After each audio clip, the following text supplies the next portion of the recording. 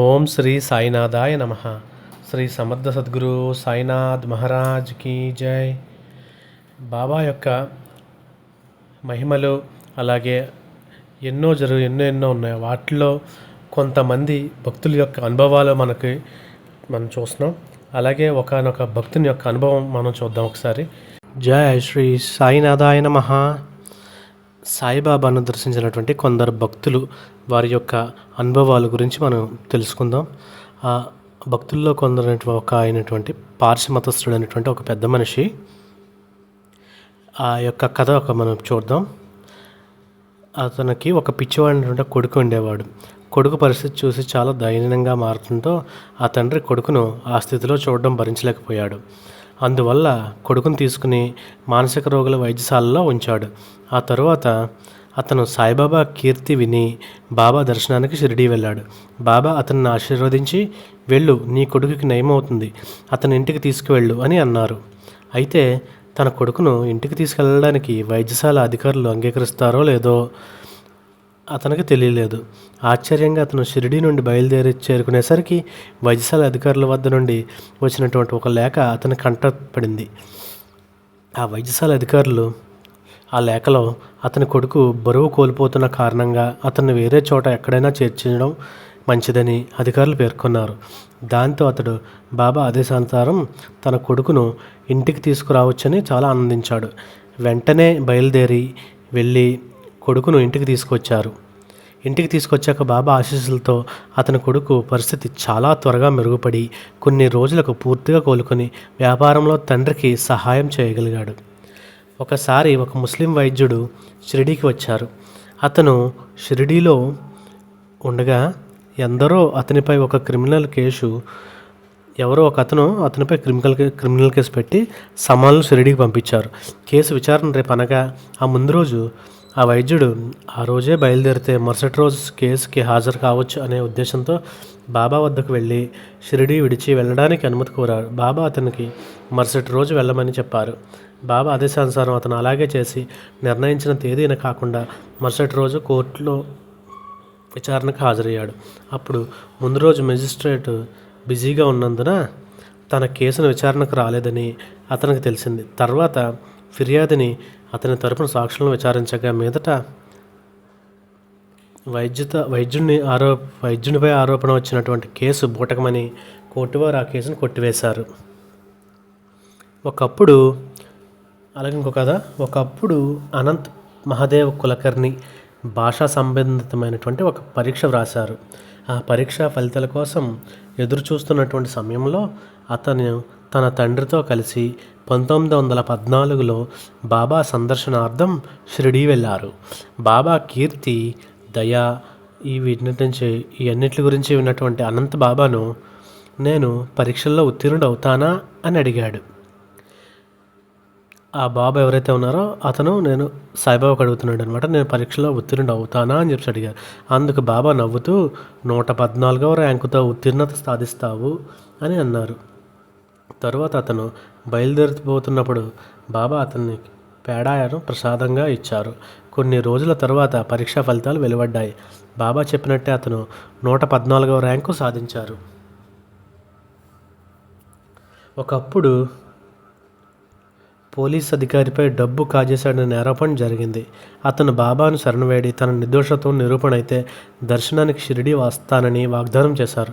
బాబా కృప వలన అతడు ఆ కష్టం నుంచి బయటపడ్డాడు. దాంతో అతని వాగ్దానాన్ని నెరవేర్చడానికి 1910 డిసెంబర్ 8వ తేదీన షిరిడీ వెళ్ళి బాబాను సందర్శించాడు. బాబా అతని ఆశీర్వాదం ఇచ్చారు. ఇలాగే ఎన్నెన్నో కథలు ఏంటని చెప్పగలమండి. సాయిబాబా అద్భుతాలు అనేకం, కోకొల్లలు. ఇంకొక కథతో మళ్ళీ కలుసుకుంటాం. జై సాయిరామ్. అలాగే ఈరోజు చెప్పబోయే కథ ఒక ముస్లిం రైతు గురించి. ఆ యొక్క ముస్లిం రైతు యొక్క కథ ఏ విధంగా ఉన్నదన్నది ఇప్పుడు మనం చూద్దామండి. ఒక ముస్లిం రైతు తన పొలంలో అభివృద్ధి చేయడానికి 500 రూపాయలు అప్పు చేశాడు. ఆ రుణాన్ని ఎలాగైనా తీర్చాలన్నా ఏం చేయాలి ఏంటి అన్నది అతనికి పాలుపోలేదు. చాలా ఆందోళన పడుతున్నాడు. తన పొలంలో ఒక బావి త్రవ్వినట్లయితే పంటలు బాగా పండుతాయని, తద్వారా వచ్చే ఆదాయంతో తన రుణాన్ని తీర్చవచ్చని తలంచాడు. అనుకున్నట్లుగానే బావి తవ్వకం మొదలుపెట్టాడు. తవ్వుతున్నప్పుడు మధ్యలో రాయి పడి దాన్ని పేల్చాల్సిన అవసరం ఏర్పడింది.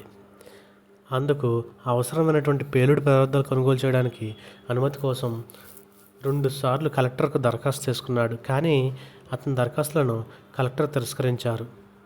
దీనితో అతను చాలా నిరుత్సాహపడ్డాడు. ఈ స్థితిలో అతను బాబాను సందర్శించి తన మనోవేదనను ఆయనతో విన్నవించుకున్నాడు. అప్పుడు బాబా నానాసాహెబ్ చందోర్కర్ అంటారు, ఆయన్ని రాని నేను అతనితో చెప్తాను అని చెప్పి అన్నారు బాబా. ఆ తర్వాత నానా షిరిడీకి వచ్చినప్పుడు రైతు మళ్ళీ తన విషయాన్ని బాబాకు గుర్తు చేశారు. బాబా నానాతో ఇతని దరఖాస్తుని సిఫార్సుతో కలెక్టర్కి అందజేయి, తద్వారా ఇతని పని పూర్తవుతుందని అన్నారు. బాబా శక్తి సామర్థ్యాల గురించి నానాకు తెలుసు, కానీ అతను తన మనసులో ఆ దరఖాస్తు ఆమోదింపబడిందని అనుకున్నాడు. అయినా సరే అతను బాబా ఆజ్ఞను శిరసావహించి కలెక్టర్ వద్దకు రైతును తీసుకుని వెళ్ళి దరఖాస్తుని కలెక్టర్ ముందు ఉంచి అతని ముందు 2 సార్లు అతని దరఖాస్తును తిరస్కరించబడినట్లు కూడా చెప్పాడు. అప్పుడు కలెక్టర్ పేలుడు పదార్థాలను ఎందుకు ఉపయోగించాలని పట్టుబడుతున్నావు అని రైతుకు అడిగాడు. అందుకు అతను, సాహెబ్, నేను ప్రభుత్వం నుండి 500 రూపాయలు అప్పుగా తీసుకున్నాను. నా వ్యవసాయ క్షేత్రానికి అభివృద్ధిపరిచి ఆ రుణం తీర్చాలని అనుకున్నాను. బావి లేకుండా నేను వ్యవసాయం అభివృద్ధిపరచలేను. పేలుడు పదార్థాలు లేకుండా బావి తవ్వడం పూర్తి కాదు. మీరు అనుమతి ఇవ్వకపోతే నేను ఆ బావిని ఎలా తవ్వగలను, నా రుణాన్ని ఎలా చెల్లించగలను అని కలెక్టర్కు బదులిచ్చాడు. కలెక్టర్ అతని సమాధానంతో సంతృప్తి చెంది అనుమతించారు. నానాసాహెబ్కు సాయిబాబా శక్తి సామర్థ్యాలు ఏమిటో మరొకసారి అనుభవం అయ్యాయి. రైతు బావి తవ్వించుకుని పంటలు వచ్చాక రుణం నుండి విముక్తి పొంది సంతోషంగా బాబాకు కృతజ్ఞతలు తెలియజేశారు. సర్వే జనా సుఖినో భవంతు. ఓం శ్రీ సాయినాథాయ నమః. అలాగే ఇంకొక కథను మనం చూద్దామండి. బాబా సంబంధించి ఒక భక్తుడు అప్పుల్లో నుంచి ఏ విధంగా బాబా బయటపడేశారన్నది ఒక కథ చూద్దామండి. ఒక బాబా భక్తుడు చాలా అప్పుల్లో కూరుకుపోయాడు. అతనికి డబ్బు ఇచ్చినటువంటి వడ్డీ వ్యాపారి చాలా సహనానికి గురై తన డబ్బు తనకి ఇవ్వమని ఆ భక్తునికి కోర్టు వారెంట్ పంపించారు. కానీ ఆ భక్తుని దగ్గర ఆ సమయంలో డబ్బు లేదు. కనీసం ఆ మొత్తాన్ని సమకూర్చుకునే మార్గాలు కూడా అతనికి లేవు. ఏది ఏమైనా సరే అతను మాత్రం డబ్బును పొందగలనని నమ్మకంతో ప్రశాంతంగా ఉన్నారు. ఇతని పరిస్థితి ఇలా ఉంటే వడ్డీ వ్యాపారి మాత్రం వేచి ఉండక అతను ఇబ్బంది పెట్టడం మొదలుపెట్టాడు. అటువంటి స్థితిలో ఒకరోజు కొంతమంది సాయి భక్తులు ఆ భక్తుని ఇంటికి వచ్చి ఇంట్లో బాబా చిత్రపటాన్ని ఉంచి నామసప్తాహం వారం రోజుల పాటు భగవన్నామ స్మరణ చేయమని సలహా ఇచ్చారు. అందుకు ఆ భక్తుడు సంతోషంగా అంగీకరించడంతో అందరూ కలిసి నామసప్తాహం మొదలుపెట్టారు. అదే మంచి సమయం అని చెప్పి భావించాడు వడ్డీ వ్యాపారి. ఆ భక్తుని ఇంటికి వచ్చి వస్తువులను స్వాధీనం చేసుకోవాలని అనుకున్నాడు. అనుకున్నదే తడవుగా జప్తు వారెంట్ సంబంధించి దానిని సంపాదించి అలాగే వారెంట్తో సహా భక్తుని ఇంటికి వచ్చాడు. నామ సప్తాహంలో నిమగ్నమైనటువంటి భక్తుడు వడ్డీ వ్యాపారిని చూసి అతని దగ్గరికి వెళ్ళి విషయం తెలుసుకుని, మరేం పర్వాలేదు, మీరు నా ఇంటి నుండి మీకు నచ్చిన వాటిని తీసుకుపోవచ్చు. అప్పుడు నామ సప్తాహం ఇంకా తదితర ఉత్సవాలు జరుపుకోవడానికి నాకు తగినంత చోటు లభిస్తుంది అని ఎంతో శాంతంగా చెప్పాడు.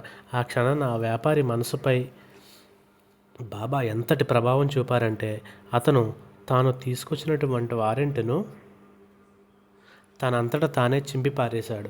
అంతేకాదు మళ్ళీ ఎప్పుడూ ఆ భక్తుని వారెంట్ పంపలేదు. అతనిలో అంత మార్పు తీసుకొచ్చినటువంటి బాబా తమనే నమ్ముకున్నటువంటి భక్తుని ఎటువంటి ఇబ్బంది లేకుండా చూసుకున్నారు. అది మన బాబా యొక్క గొప్పదనం. ఓం శ్రీ సద్గురు సాయినాథ్ మహారాజ్ కీ జై. ఓం శ్రీ సాయినాథాయ నమః. ఓం శ్రీ సాయినాథాయ నమః. శ్రీ సాయి సచ్చరిత్ర 16-17 అధ్యాయాల్లో బ్రహ్మజ్ఞానం కోరుకున్నటువంటి ఒక ధనవంతునితో బాబా ఎలా వ్యవహరించారు అనే విషయాన్ని ఇప్పుడు చూద్దాం. అలాగే ఒక పేదవానైనటువంటి ఒక భక్తుడు 10 కోట్ల రూపాయలు ఆశించి ఆ కోరికను బాబాకు మొరపెట్టుకున్నాడు.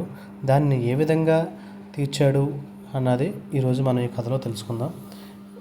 ఈ భూమిపై ఆశలేనటువంటి వారు ఎవరు ఉండరు. ప్రతి ఒక్కరూ ఏదో ఒక సమయంలో ఏదో ఒక దానికోసం ఆశపడుతూ ఉంటారు. అందుకోసం తమ సాయశక్తిలో ప్రయత్నం చేస్తారు. ఆ క్రమంలో వారు ప్రపంచం అంతటినీ మోసగించిన బాబా వారిని నిరాదరించరు. అటువంటి వారు తమ దర్బారికి వస్తే బాబా సాదరంగా ఆహ్వానిస్తారు. బాబా సాక్షాత్తు దైవం, ఈ సృష్టికర్త బ్రహ్మ. వారికి ఆద్యంతాలు లేవు కాబట్టి అంతటి మహాత్ముని దర్శనం చేసే ముందు అహంకారాన్ని, అజ్ఞానాన్ని, మొండితనాన్ని, మూర్ఖత్వాన్ని విడిచిపెట్టడం ఎంతైనా శ్రేయస్దాయకం. ఒకసారి ఒక భక్తుడు ఎటువంటి కష్టం లేకుండా 10 కోట్లు సంపాదించాలి అన్న ఏకైక కోరికతో బాబా దర్శనానికి వచ్చాడు.